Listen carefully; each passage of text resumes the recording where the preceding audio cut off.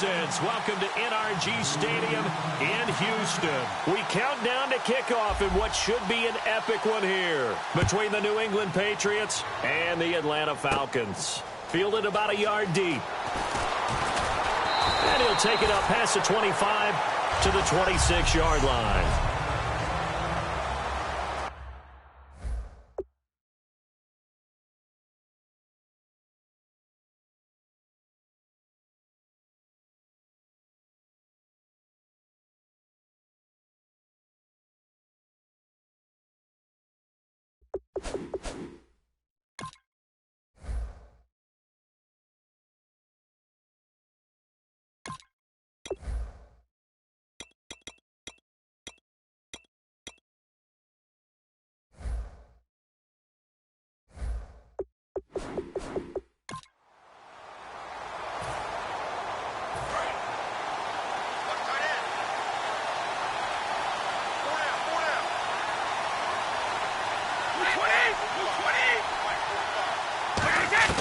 Brady now on first down. He's got time. And his first look is incomplete.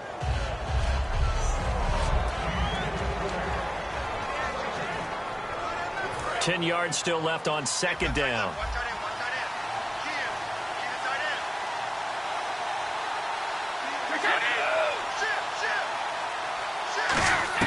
Brady to throw on second down. And he finds Danny Amendola. And they're able to get this one across the 35. Give him 11 yards that time and a new set of downs. That was a nicely run slant route, and what the receiver's trying to do is make the defender think he's going upfield for a deeper route, and then breaks it off, usually after about 3 to 4 steps, and cuts towards the middle of the field. And now what he's trying to do is use his body to keep the defender away from the football and give the quarterback a really nice target. 7 yards on the pickup there, and it'll leave him with a 2nd and 3.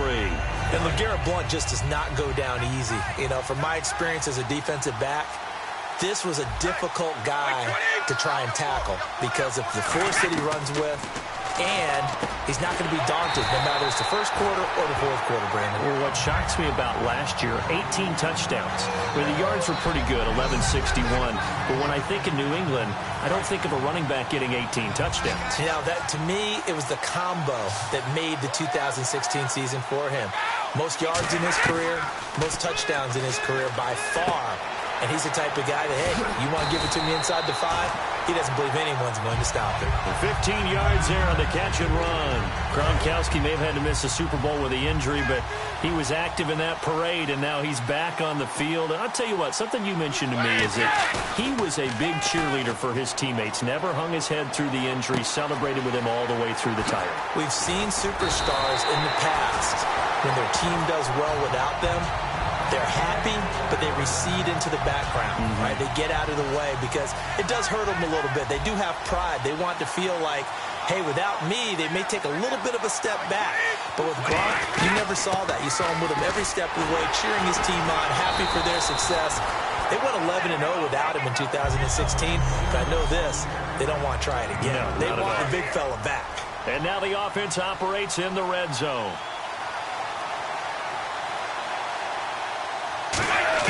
Now Brady throwing on second down. Amendola catching it left side. That catch good for 5. It's third down. And how about this first drive? They're being aggressive, slinging it around. Really confident, too, because they're not trying to fool them with running plays, throwing it, and they're being very successful right now. Brady gives now to Blount. And he goes backwards here, losing yardage back to the 16. It's a loss of a full 3 yards, and it brings up fourth down. So on fourth down, Brady will yield to Gostkowski for the field goal try. From the right hash, this from 33.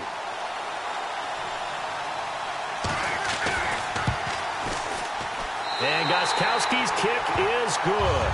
And the Patriots jump out to a 3-0 lead. So they come into enemy territory. Nice drive to start the game, but they probably wanted 6. They only got 3. I agree with you totally. That's the expectation. When you get the ball and you start moving it and you're rolling, you think you're going to end up in the end zone. But they should be happy with the 3. A good way to get things going here in this game. And, oh, that is going to be a safety. So this is now the fourth time in the last 6 Super Bowls that we've had a safety. Obviously, that's strange when you figure during the regular season, on average, you'll see a safety about once every 14 games.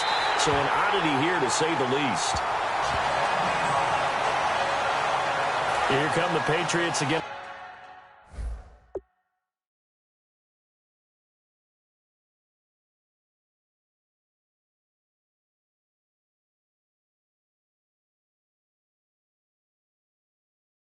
Offense, the Super Bowl champions, and boy, they have been able to do it a lot of times, Charles, with unsung heroes, haven't they? Look at the names that led them through the playoffs.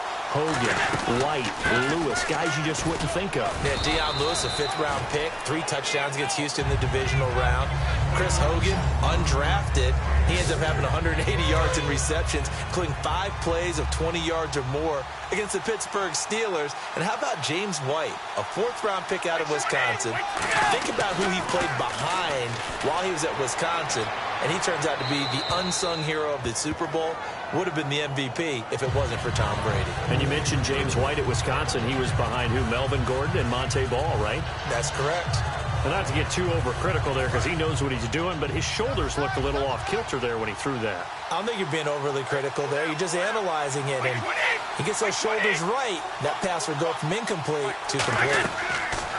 Throwing is Brady on 3rd down. Looking for Gronkowski, and he's got him complete. And he's going to have a first down as he's brought down at the 44-yard line. Alongside Charles Davis, Brandon Gaudin, it's the Patriots in possession to begin quarter number 2. And they've got it here with a first down.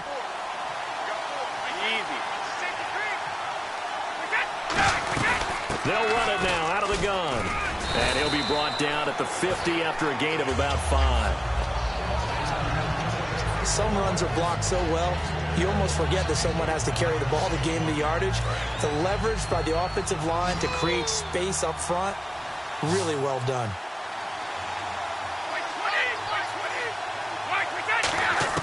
From midfield, here's Brady. And incomplete there. A nice hit. Jars the ball free and brings up 3rd down. Whenever I see an in-route dropped, as we just saw on that play, I'm always thinking that in the back of their mind, they're worried about what's coming in.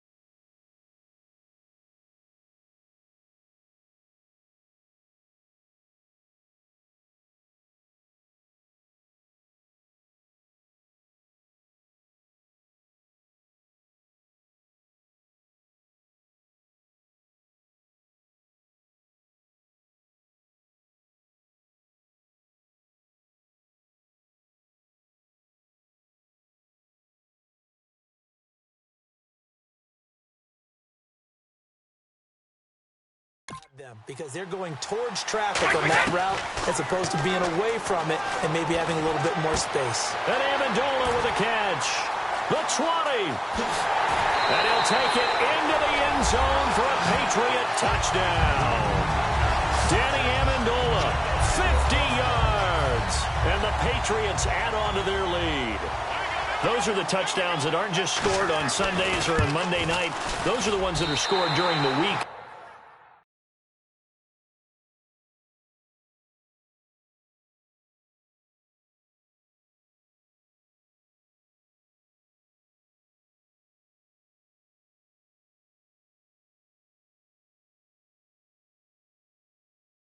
Because they had that preparation in a great route run. Oh, I love that observation because you don't just roll out on game day and say, okay, go run this route and let's get it done. That means exactly what you said. The practice had to occur beforehand, which led to the timing, which led to the touchdown. And he'll take it back to about the 19-yard line. And the Falcons now making their way back out onto the field. And last time they surrendered the safety, we know they don't want to do that again. That is just one of those oddities in scoring that we get, and it's just so strange to see that go up on the board, and then you got to make sure that that doesn't happen to your team again. They've got to take care of the ball. But, boy, it juices up the defense. Oh, without a doubt. That's a great way to score some points. Well, you mind if we go off topic for a second? No, you know go. I like to do that randomly. AFC playoff contenders for this year that didn't make it last season. Who do you have that might get in? Well, I think Cincinnati's got to be considered there. Maybe they'd have an offseason that's calm, and they go into this season and try and get back to the playoffs where they've been perennials. How about Denver? Denver last year, they didn't have the quarterback to start. Trevor Siemian played pretty well overall, but maybe they can get solidified there. And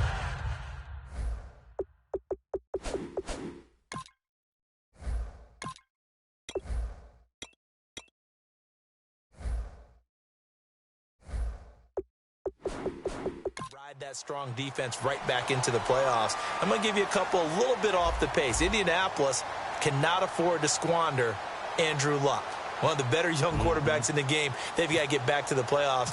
And Buffalo. And from their own end zone, it's a fake. And he's going to let it go deep. He's got a man complete. It's a big play that time on the fake punt. And on 4th and long, somehow they're able to keep the drive going. Okay, that was a fake punt, and it was successful throwing the football. I know you threw the football in your past off of a fake. Yeah, but unsuccessful back in my high school days. Old Tim Jones dropped, and this is caught right along the sideline. What a job of keeping the toes in bounds there. There will always be a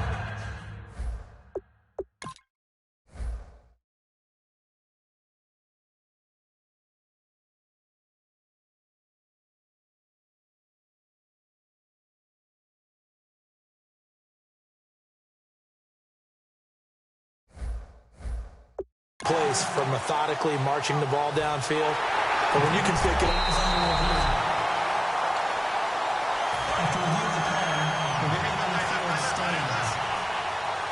well, he challenged the play. It did not pay off. And that means he lost a timeout in that challenge. And he'll take it into the end zone. Touchdown, Atlanta. Julio Jones. A 22-yard touchdown grab. And the Falcons have cut it to within a score. As a former... Oh, they flip it to the kicker. He looks like he's going to throw it. And this one incomplete. So they went for the 2.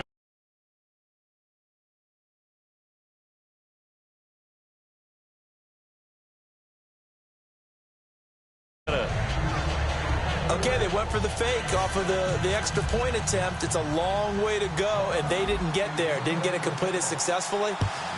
Did someone dare them to do that? Did someone double dog dare them I was to do going to that? ask you, maybe they saw something on film, but do you see something on film with those to try something from the 15 on a PAT? I don't know. The only thing they needed to see on film there was a snap, a hold, and someone kicking the ball through the post. Okay, partners, New England comes out here to take the field on offense. This is such an interesting story, how they've been able to do it year after year after year.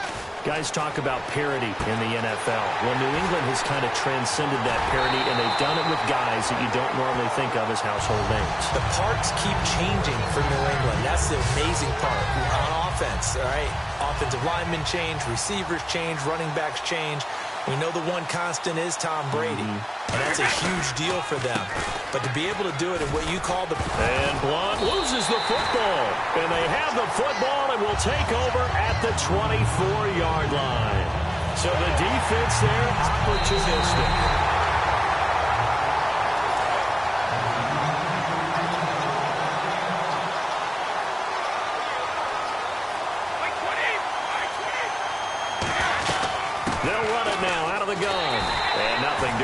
He's immediately taken down at the line of scrimmage. No gain on the play, and it's going to bring up a 3rd down. Crashing in from the end there, not to disrupt the pass game, but to disrupt the run game. Yeah, I love the distinction, too, because the good defensive ends, they can do it all. Set the edge in the run game, make sure that no one can move it that way, and, of course, rush the passer. On that play, use his speed to get there in the run game. A reminder, coming up at the intermission, we'll get highlights of this Super Bowl from Larry Ridley and the crew in Orlando with our EA Sports halftime report. And he will find his man. That's Hogan, complete. And he's in. Touchdown, Patriots. Chris Hogan, 23 yards for the touchdown. And the Patriots add 6 to their lead. And there they got him the ball. Just get it to him, let him do the rest. You know, he probably said that to his quarterback as he broke the huddle. I like the play call. Just get it to me. I'll take care of the rest of it. Helping out his rack, right? R-A-C? Run after catch. And he loves that, and he's going to carry that in at contract time. This fielded a few yards into the end zone. And he's able to get it across the 20, but not by much, as he's marked down at the 21-yard line. So out come the Falcons now. And that last drive, a long drive, but not just that. They had a great air attack going. Do they stick with that? I would think that they would, because if they were confident enough to do it on the last drive, starting backed up in their own territory, why would you change anything? They've got to be confident about what they're presenting and continue to do so. Yeah, because the secondary, they really look clueless. And that was amazing because that drive went and went, no adjustments, and no big plays by the defense to knock the ball away. And they'll bring him down at the 27-yard line. Give him 6 on the play, and that'll make it 3rd down. And we have to give credit to him for buying time and extending the play. But, you know, there's some really upset defenders on that one. They thought that they had him. Instead, he was coated in Teflon and got away. Surveying the field. And got his man complete. Give him 35 yards there on the 3rd down conversion. A great job pulling that one in from a guy, as we know, who can really blaze. He's got a lot of speed. And that speed can work for him so many different ways. Sometimes he just takes off and goes and just runs past people. Sometimes you get people to back off. And no escaping this time as he'll go down. They got him for a sack. Jabal Sheard in there to drop him, and it'll be a loss of about 8. Well, how about that? A dime set on defense, 6 defensive backs. None of them blitz. They're just back there in coverage. Defensive lineman gets the sack. That's where the O-line, they go to the sideline, they keep their helmets on so the cameras can't find them, right? Yeah, the cameras can't find them, but I know one thing. The O-line coach will. Not too many things get to a quarterback of this magnitude, but I think it's safe to say that pressure can get to any quarterback. Now, he's obviously a great franchise quarterback, but felt the pressure, threw it incomplete. The Pro Bowl wideout Julio Jones, his intended receiver, and it's 4th down. It's always tough for the guys throwing the football when they think they've got a completion and the ball's almost there, and then someone sneaks a hand or two in and bats it away.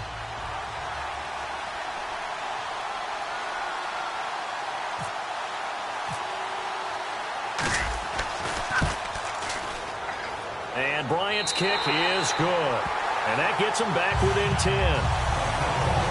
And, Charles, when you start talking about NFL kickers that have hit from 62 or further, it's a pretty short list, isn't it? That it is, but how about the trust by a head coach to even let your kicker try from that range? That's really showing a lot of faith that he can get the job done. Yeah, faith and guts. And a good return as he'll be stopped just shy of the 30-yard line. Now the Patriot offense set to take over again. And we'll see how this is played.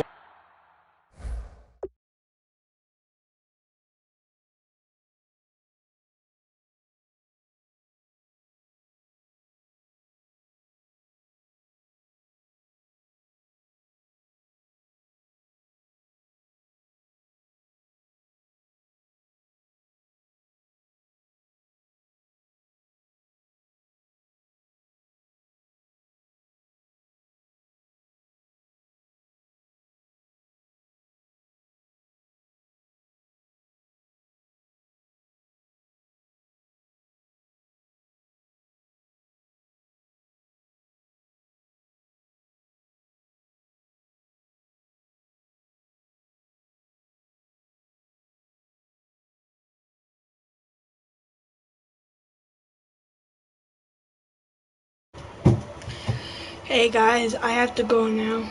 Alright, bye guys. I'll be back soon.